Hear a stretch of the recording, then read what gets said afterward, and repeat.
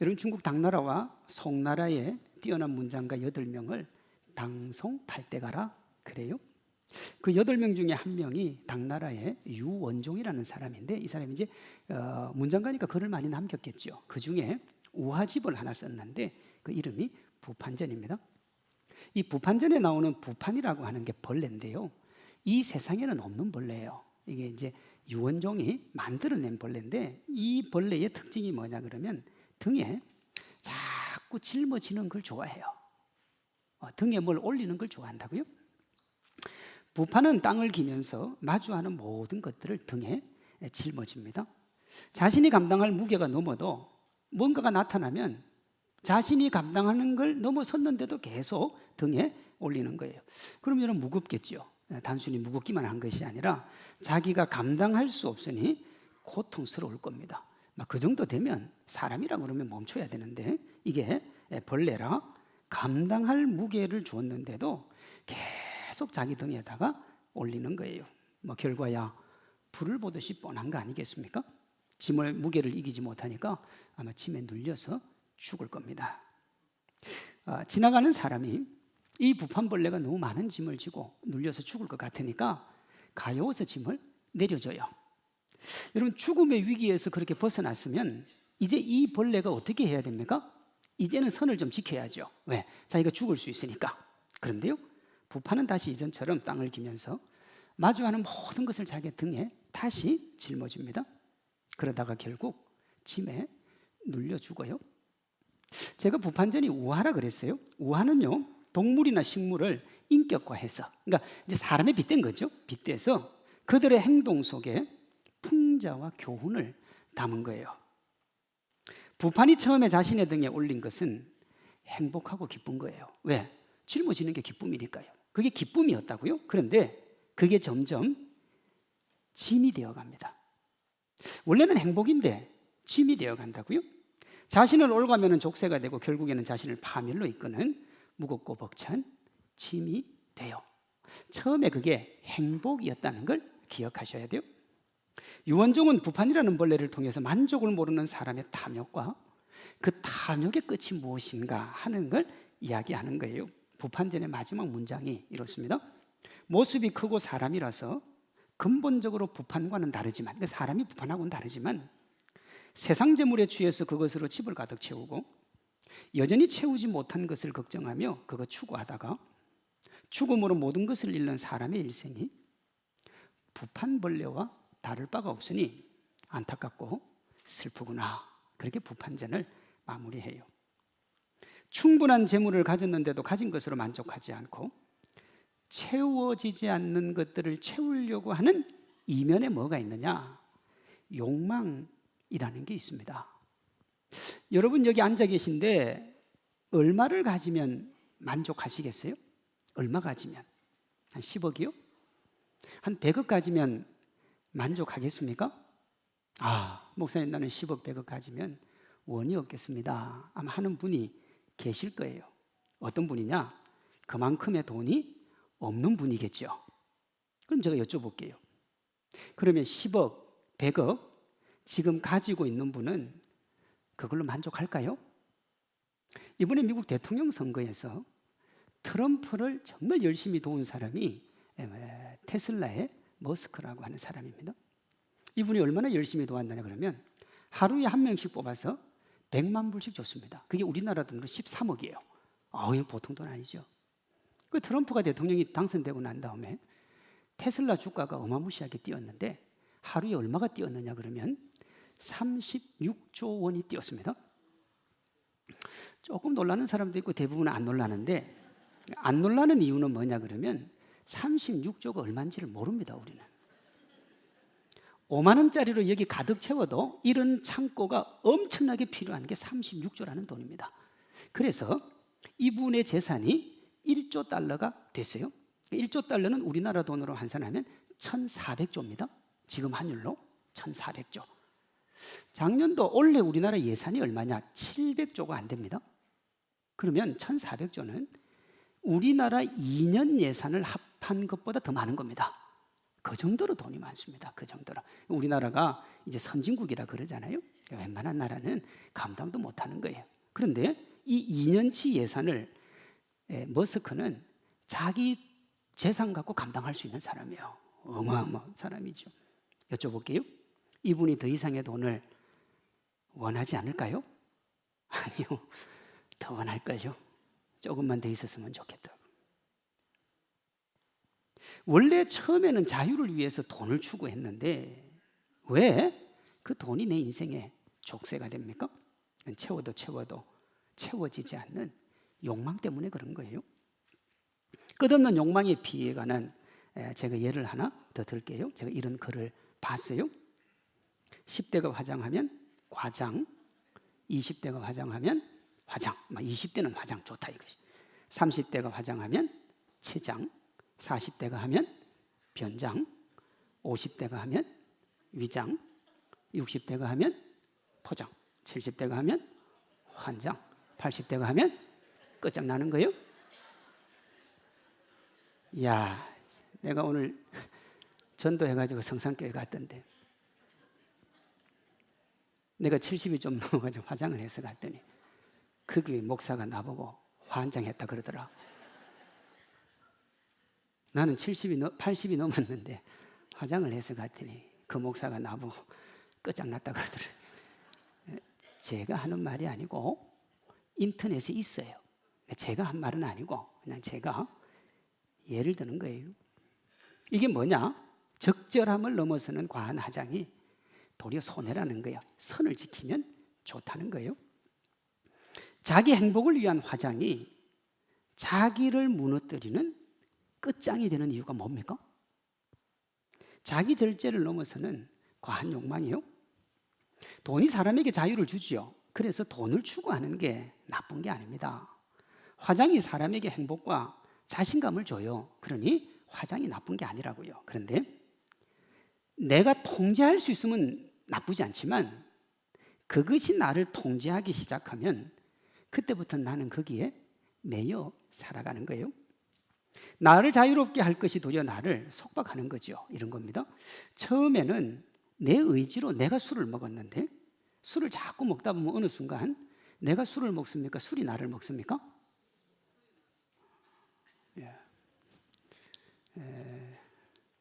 교회 다니는 사람들은 그걸 몰라요. 교회 안 다니는 사람들만 아는 거예요. 이렇게 얘기할 수 있어요. 아이고 목사님, 나 전도한 사람 술 고래인데요. 뭐 할 수 없고 원칙이 그렇다는 겁니다. 이렇게 여러분 매이기 시작하면 그때부터는 나에게 행복을 주던 술이 뭐가 됩니까? 침이 됩니다. 침이요. 이 짐의 무게에 눌려서 더 이상 일어설 수 없는 상태를 뭐라고 그러느냐? 중독이라고 그래요. 중독. 그건 이제 매여 사는 거죠. 이런 중독이 술에만 있는 거 아니에요. 가볍게는 커피 중독도 있고요. 명품 중독, 여행 중독도 있습니다. 오늘 뭐 안 믿는 분들이 왔으니까 여러분 한두 잔의 술 여유와 만족을 줍니다. 한두 잔의 커피 가끔의 여행 몇 점의 명품을 가지고 있는 것은 삶의 여유와 재충전을 줄 수 있습니다. 그러나 그것 없이 못 사는 중독에 빠지면 삶이 피폐해져요. 삶이 피폐해진다고요. 왜 이렇게 되느냐 하면 채워도 채울 수 없는 욕망이 만족이라는 걸 모르기 때문에 이렇게 되는 거예요. 그럼 이렇게 물어볼 수 있거든요. 중독자가 있기는 하지만 그렇게 많지 않잖아요. 목사님, 중독자가 그렇게 많지 않거든요. 그걸 어떻게 설명할 거예요? 맞습니다, 여러분.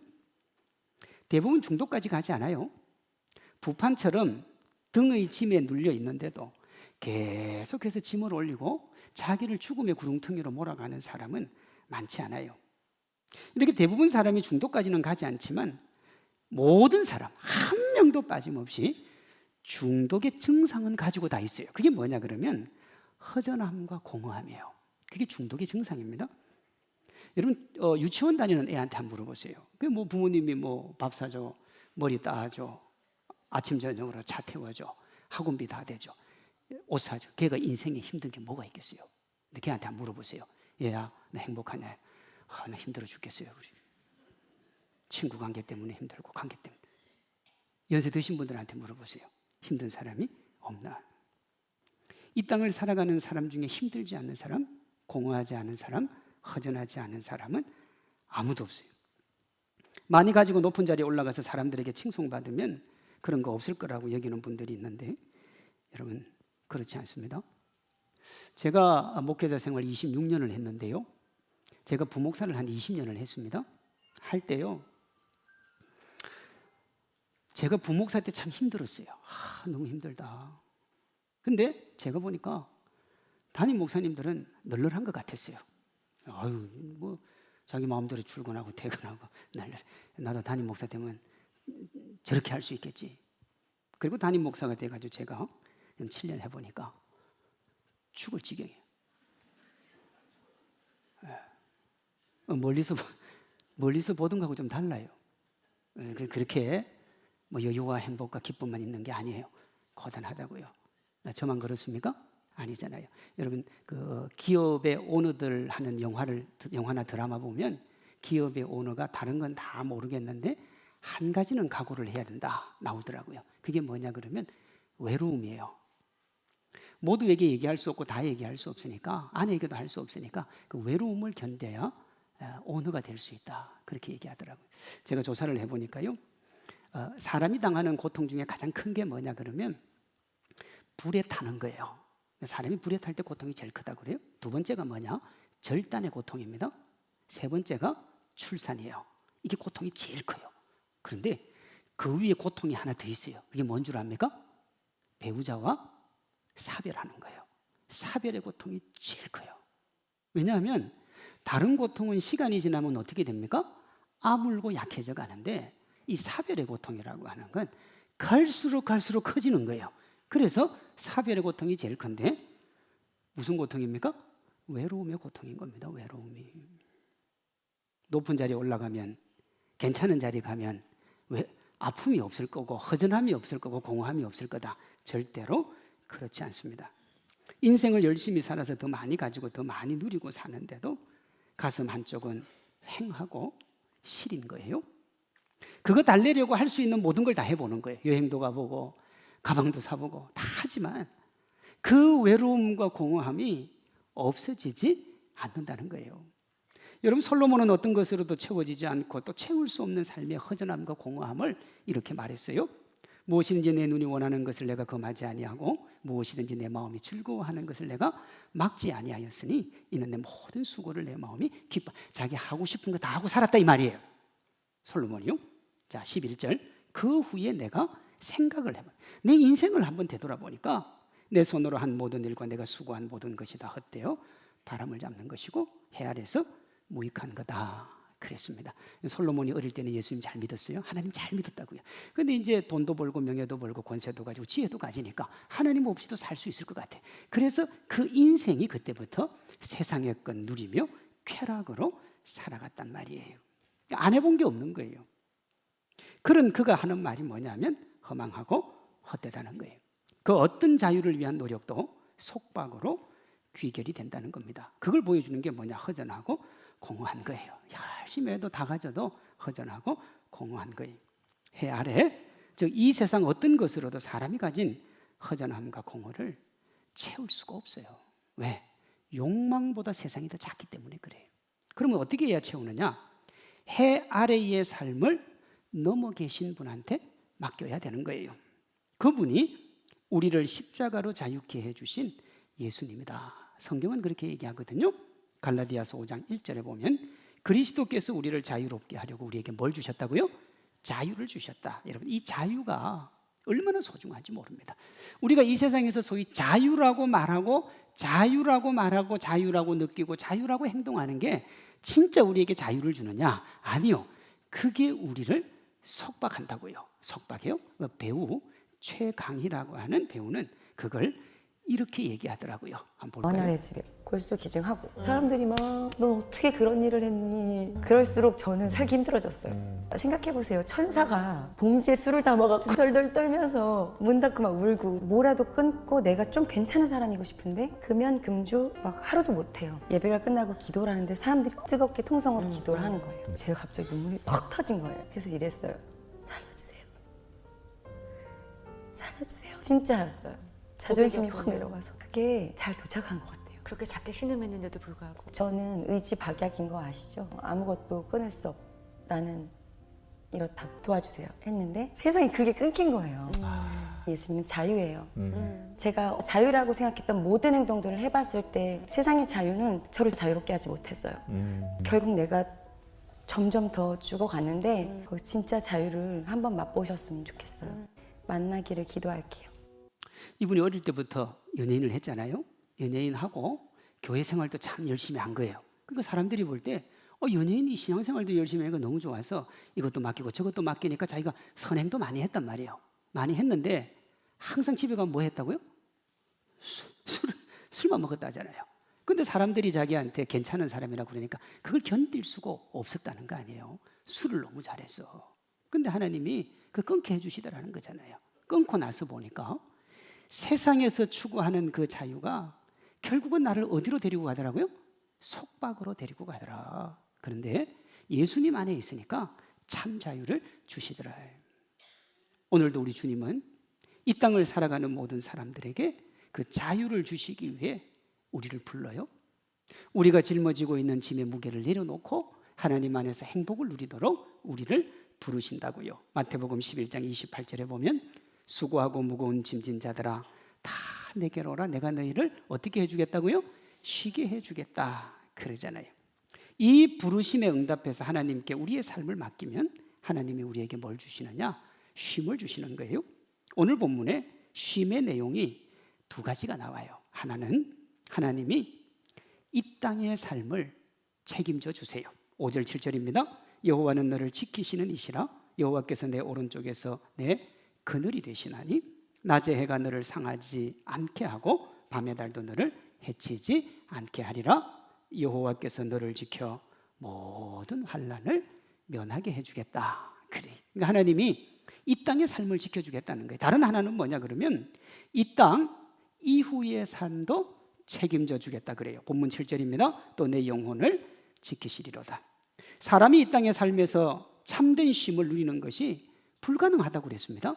욕망 때문에 그래요. 그런데 100번 양보해서 이 땅에서 참된 행복을 누린다고 해도 여전히 인생은 불안, 초조, 허전, 공허가 사라지지 않아요. 왜 그러냐 그러면 죽음 이후의 삶 때문에 그게 불안한 거예요. 우리 속담에 이런 말 있잖아요. 개똥밭에 굴러도 어디가 낫다고요? 이승이 낫다. 개똥밭에. 자, 여러분 누군가가 오늘 교회 오다가 개똥을 밟았어요? 여러분 옆에 앉아 있어요. 그럼 이제 개똥 냄새가 강하게 나가겠죠? 그 계속 앉아 있을 수 있겠습니까? 다음에 만약에 오게 되면 그 사람은 절대 피할걸요? 왜? 개똥 냄새도 싫잖아요. 냄새도. 그런데 뭐는 더 좋으냐 그러면 개똥밭에 뒹굴어도 이 세상이 낫대요. 여러분 개똥밭에 뒹구면 정상적인 사람은 아니죠? 아니잖아요. 개똥밭에 뒹굴게 된 게 아니고 내가 이 세상을 살 수만 있다면 개똥밭에 계속 굴러다니겠다는 거잖아요. 그래도 이성이 낫다는 거잖아요. 왜요? 죽음 이후의 삶에 대한 뭐가 있는 거예요? 불안함이 있는 거예요. 어떤 일이 펼쳐질지를 모르니까요. 허전하고 공허함에 고단한 이 땅의 삶, 그래도 유지하려는 이유가 뭐냐 그러면 죽음 이후의 삶을 모르겠는 거예요. 말이 안 되는데요. 이 말이 안 되는 행동을 하는 게 뭐냐 그러면 인간의 한계인 거예요. 근데 주님이 뭐라고 하시느냐? 그 불안과 초조를 해결해 주시겠다는 거예요. 얼마나 좋아요. 이 약속이요. 그런데요, 여러분 이 약속이 아무리 좋아도 약속은 지켜지지 않으면 상처가 더 커요. 여러분들이 지금까지 인생을 살아오면서 나와 약속한 모든 사람은 약속을 다 지켜서 나는 그 약속에 한 번도 실망한 적이 없다. 그래서 내 주변에 있는 사람 항상 약속을 다 지켰다. 한번 손 들어보세요. 없을걸요? 다 못 지켜요. 상처받으니까. 대표적인 게 뭐냐 그러면 정치인들이 자기가 정치를 하려고 나왔을 때 공약이라는 걸 하잖아요. 나를 뽑아주면 내가 이 약속을 지키겠습니다 하는 게 공약이에요. 그래서 국민들이 뽑아줍니다. 그러면 정치인들이 그거 지킵니까? 안 지킵니까? 거의 안 지킵니다. 왜? 말할 때부터 자기 능력을 벗어난 게 대부분이에요. 그러니 지켜야 되는 약속이 빌공, 지키지 않는 공약이 되어버리는 거예요. 약속은 누구나 할 수 있습니다. 문제는 약속을 책임질 능력이 있느냐. 능력도 없으면서 약속하고 이후 약속을 내팽개치는 사람과 하나님은 근본적으로 달라요. 하나님이요, 이렇게 지켜주시겠다 그래요. 본문 3절 보세요. 여호와께서 너를 실족하지 아니하게 하시며 너를 지키시는 이가 졸지도 아니하시리로다. 이스라엘을 지키시는 이는 졸지도 아니하시고 주무시지도 아니하시리로다. 8절 여호와께서 너의 출입을 지금부터 언제까지요? 영원까지 지켜주시겠다 그랬단 말이에요. 자, 이제 마지막으로 하나가 남았어요. 알겠어요. 약속도 알고 의지도 알겠어요. 그러나 여러분, 의지가 있다고 해서 다 지킬 수 있는 건 아니잖아요. 뭐가 있어야 돼요? 약속을 지킬 만한 능력이 있어야 되죠. 그러면 하나님에게 그 능력이 있냐는 거예요. 오늘 본문 1절 2절입니다. 내가 산을 향하여 눈을 들리라. 나의 도움이 어디서 올까? 나의 도움은 누구에게서 온다고요? 천지를 지으신 하나님에게. 온 우주 만물 지으신 하나님이니까 능력이 있습니까? 없습니까? 있지요. 그 주님은 능력까지도 가지고 있어요. 우리가 예수 그리스도를 구주로 받아들이고 하나님을 우리 아버지로 믿으면 하나님께서 우리의 삶의 문제 책임져 주시고 우리가 가지고 있는 어떤 문제나 염려도 해결해 주셔서 우리가 허전함과 공허, 불안에서 이기게 될 줄로 믿습니다. 지난달 25일에 배우 김수미 집사님이 돌아가셨잖아요. 아주 유명한 배우고 사실 국민 배우였죠. 근데 이분이 내지막하게 예수님 제대로 믿고 간증을 좀 다니셨어요. 근데 이제 간증에 이런 내용이 나와요. 이분이 어머니 뱃속에서부터 예수님을 믿었고 청소년 때도 교회를 다녔는데 연예계에 들어오면서부터 하나님을 떠났어요. 그 떠난 기간이 거의 한 50년이 넘지요. 50년이 넘어요. 그러다가 2016년에 예수님을 제대로 믿기 시작합니다. 근데 이분이 그 50년을 산 인생을 자기가 간증을 하는데 남편과 관계가 너무 안 좋아서 공황장애와 우울증을 앓았다고 그래요. 남편하고. 근데 보통은 이혼을 다 했는데 자기는 이혼을 안 한 거지, 이분이. 남편을 미워하고 증오하면서 너무 자기가 불행한 인생을 살았다. 겉으로는 화려하고 멋진 성공의 삶의 주인공이었지만 내부적으로는 피폐했고요. 항상 자기를 달래주던 게 술이었다고 그래요. 술로 외로움을 달래고 답답한 삶을 도피하고 그러던 중에 지인의 인도로 예수님을 믿게 됐는데 어느 날 한번 냄새를 맡았는데 그 술이 역겹더라는 거예요. 술 냄새가. 근데 술은 그렇게 끊는 거지 의지로 끊을 수 있는 건 아닌 것 같아요. 그렇게 예수님을 믿고 나니까 원수보다 미웠던 남편에 대한 미움이 사라지고 마음에 평화가 찾아오더라는 거예요. 그리고 지금까지 자기가 술 주잖아요. 술을 주인으로 섬기고 일생을 살아왔는데 이제는 하나님을 주인으로 섬기며 살아가니까 너무 좋다는 거예요. 이분의 간증에 이런 말이 있습니다. 제가 인맥도 많고 국민 배우로 불리고 돈, 인기, 명예도 있다 보니 사람들이 저보고 얼마나 좋을까 이렇게 생각합니다. 하지만 사람 사는 거 다 똑같습니다. 제가 한 8년 전에 예수님을 만났는데 20년 전쯤에 예수님을 만났으면 더 좋았을 텐데 그래도 지금이라도 알아서 다행입니다. 하나님을 만나면 일단 마음이 편해집니다. 환경은 똑같은데 제가 달라지는 거예요. 과거에 저는 늘 공황장애가 있었고 불안했고 하늘을 바라보면 잿빛이었습니다. 하지만 주님을 인격적으로 만나고부터 모든 사람을 용서하게 되었고 지금은 너무 행복합니다. 그런 간증이 나와요. 이분이 다니면서 한 간증의 제목이 이렇습니다. 하나님을 진작에 알았었더라면 얼마나 좋았을까. 그렇게 얘기해요. 여러분 이분 돈 가질 거 다 가졌고 명예 가질 거 다 가졌고 권세도 가질 만큼 가졌고 뭐가 하나 부족하겠습니까? 그런데 그분이 자기 인생을 뭐라는 내 인생 너무 우울했다는 거예요. 내 인생 너무 힘들고 고단했다는 거예요. 아무리 많이 가지려고 해도 털어낼 수가 없더라는 거예요. 그런데 예수님 만나니까 예수님께서 내 공허와 외로움을 털어내 주시더라는 거예요. 채울 수 없는 욕망을 추구하는 삶, 여러분 껍데기 행복입니다. 타인의 인정에 만족하는 삶도 껍데기 행복입니다. 제가 드라마를 보니까 남자의 성공의 상징이 손목시계라면서요. 전 드라마 보다 처음 알았어요. 그래서 남자들이 수백만 원, 수천만 원 하는 시계를 찬대요. 저는요 지금까지 살아오면서 시계를 차본 적도 없고 누가 무슨 시계 끼면 그게 무슨 시계인지도 모르고 그게 왜 좋은지도 몰라요. 그리고 뭐라고 그래도 저는 관심도 없어요. 왜요? 그건 내 관심사가 아니니까.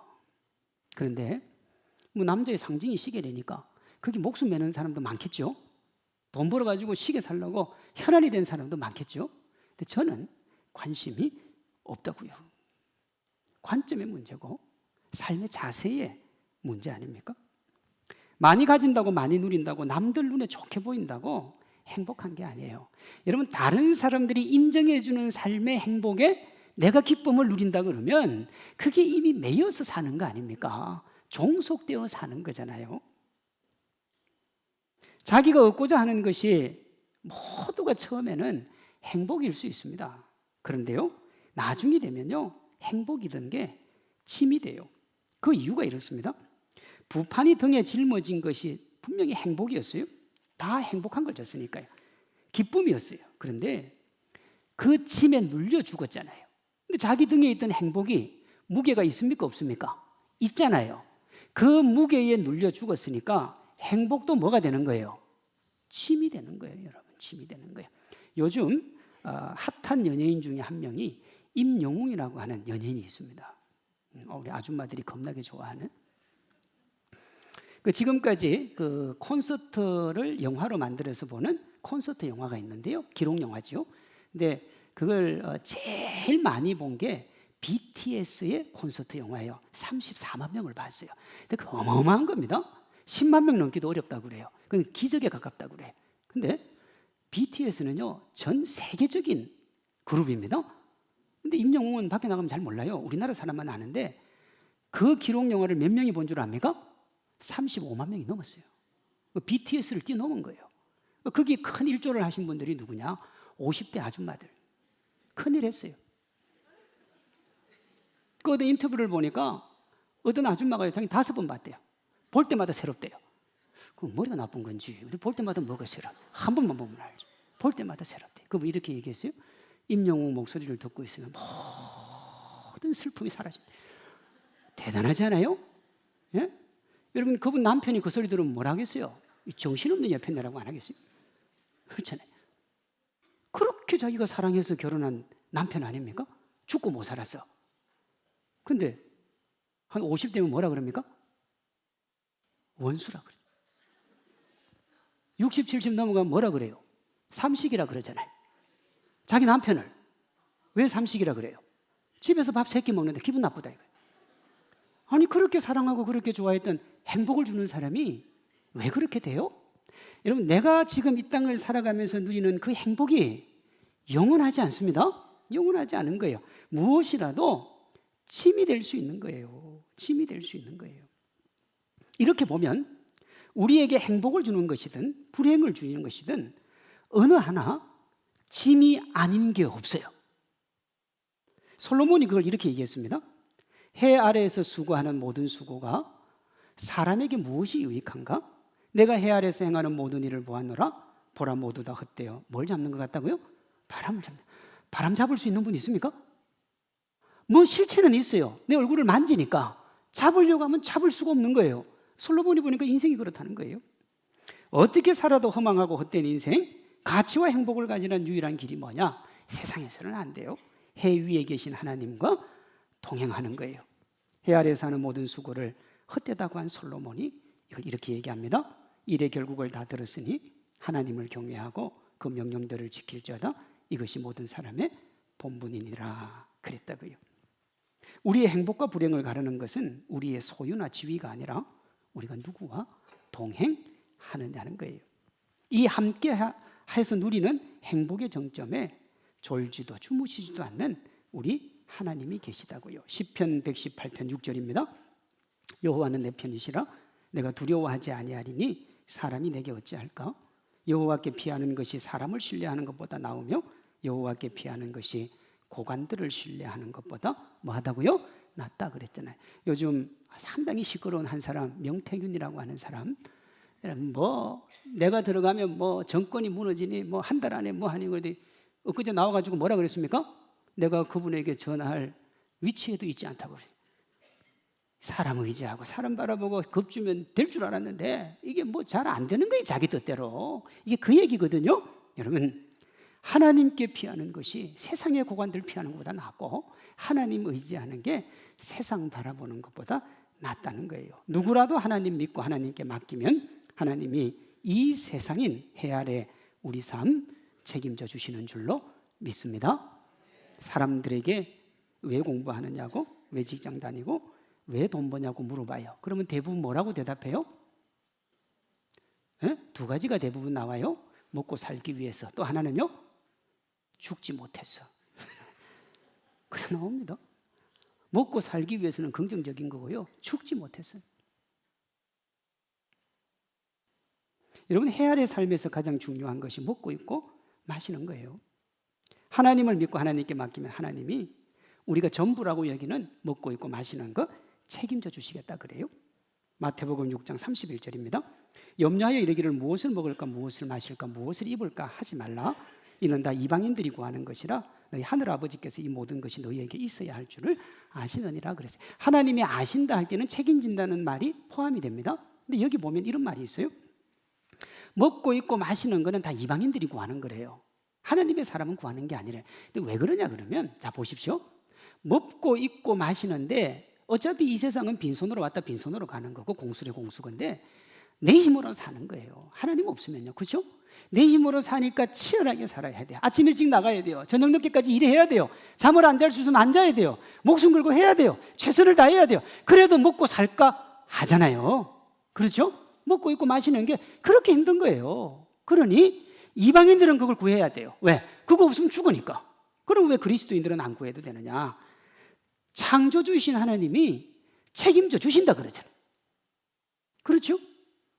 창조주이신 하나님이. 내가 예를 들어서 우리 아들에게 아유 아빠 내가 뭐 먹고 살까? 내가 아르바이트 해야 되는데 오늘 학교 못 가요. 그러면 제가 미치지 않겠어요? 내가 네 아버지를 먹여 살려줄게. 걱정하지 마. 그러면 먹여 살려주는 거예요. 우리 주님이 뭐라고 하시느냐? 안 믿는 사람은 자기 힘으로 자기 인생 살아야 되니까 고단하고 힘든 길 걸어가겠지만 너는 내가 지켜줄 거니까 나만 믿어. 내가 네 인생 책임져 줄 거야 하는 거라는 거예요. 우리가 하나님을 믿고 하나님께 맡기면 하나님께서 해 아래 우리 인생뿐만 아니라 해 위에 우리 인생도 책임져 주십니다. 그 은혜와 그 기쁨, 그 행복을 우리 모두가 누릴 수 있도록 예수님께서 우리에게 부활과 생명의 기쁨을 주신 거예요. 요한복음 11장입니다. 예수께서 이르시되 나는 부활이요 생명이니 나를 믿는 자는 죽어도 살겠고 무릇 살아서 나를 믿는 자는 영원히 죽지 않는다 그랬어요. 자, 제가 지금까지 한 모든 문제를 깔끔하게 해결시켜 주시잖아요. 주님이 십자가 지시고 부활하심으로 그렇게 해 주셨다고요. 이걸 사도행전 16장 31절은 이렇게 얘기합니다. 주 예수를 믿어라. 그리하면 너와 내 집이 구원을 얻으리라. 이 구원이 뭐며? 이 땅의 삶과 영혼의 삶 모두를 책임져 주시겠다는 거예요. 이 땅에 있는 사상 중에 말입니다. 인간의 삶에 대해서 가장 많은 고민을 했던 사상이 실존주의입니다. 오죽이 고민을 많이 했으면 실존, 존재하는 현재의 삶의 가치에 대해서 얘기를 했겠냐고요. 이 실존주의의 대표적인 철학자가 누구냐 그러면 장폴 샤르트르입니다. 그가 평생을 실존주의자로서 인간의 삶에 대해서 연구하고 내린 결론이 뭐냐 그러면 B, C, D예요. B, C, D. B가 뭐냐 그러면 birth예요. 출생. D는 death, 죽음이란 말이에요. 근데 그 사이에 뭐가 있어요? C요. 그 사이에 인생이라는 게 있죠. 출생으로부터 죽음 사이에 인생이 있는데 C가 있어요. C가 뭐냐 그러면 choice예요. 이 인생을 내가 어떤 걸 선택하느냐에 따라서 인생이 달라진다는 거예요. 주어진 환경과 여건이 아니라는 거예요.